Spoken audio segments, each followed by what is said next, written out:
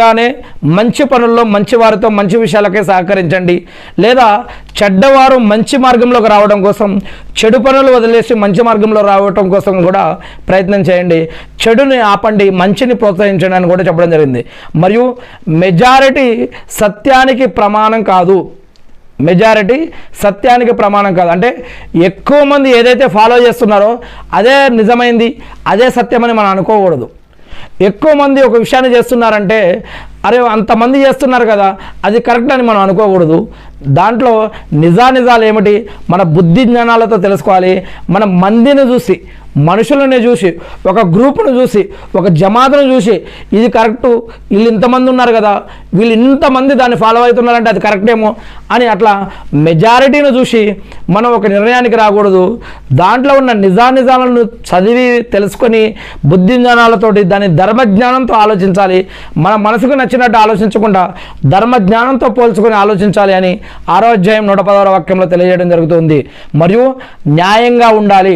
ఎవరితోటైనా సరే, మన కుటుంబం వారైనా బయట వాళ్ళైనా ఎవరితోటైనా సరే, వాళ్ళు ముస్లింలైనా ముస్లిం కాకపోయినా సరే అందరితో న్యాయంగా ఉండాలని 5వ అధ్యాయం 8వ వాక్యంలో చెప్పడం జరుగుతుంది.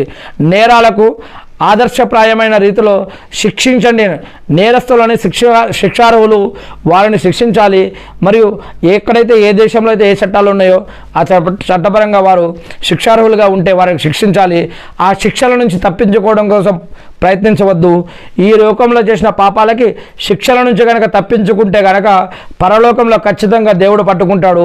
అందుకే మీరు ఏదైనా తప్పులు చేసి ఉంటే కొన్ని రకాల తప్పులకి నమాజులు, ఉపవాసాలు, ఖురాన్ చదవటం, సదకా ఖైరాతులు, దాన ధర్మాలు, అజ్జుమ్రాలు, ప్రార్థన ఇటువంటి ద్వారా కొన్ని పాపాలు క్షమించబడతాయి. కొన్ని పాపాలు ప్రాయశ్చిత్తం చేసుకోవడం వల్ల, వారికి క్షమాపణ చెప్పడం వల్ల ఎంత నష్టమైందో ఆ నష్టపరిహారం చెల్లించడం వల్ల కొన్ని పాపాలు అలా క్షమించబడతాయి. ఇంకొన్ని పాపాలు మాత్రం శిక్ష అనుభవించవలసి ఉంటుంది.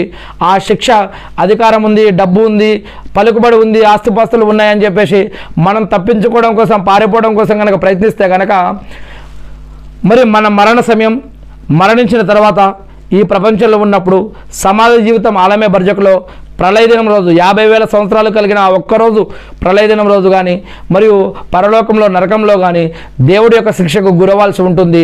అందుకే దేవుడి పట్ల భయం, భక్తి, గౌరవం, మర్యాదతోటి మనం చేసిన తప్పులు ఒప్పుకోవడం మంచిదని ఇక్కడ మరి 5వ అధ్యాయం 38వ వాక్యంలో అల్లాహ్ సుబ్హానహు వ తఆలా తెలియజేస్తూ ఉన్నారు. ఇకపోతే పాపాత్మకమైన మరియు చట్ట విరుద్ధమైన పనులకు వ్యతిరేకంగా పోరాడండి అని కూడా చెప్పడం జరిగింది. పాపాలకి, చట్టవిరుద్ధమైన పనులకి వ్యతిరేకంగా పోరాడండి అని 5వ అధ్యాయం 63వ వాక్యంలో చెప్పడం జరుగుతుంది. మరియు చనిపోయిన జంతువులు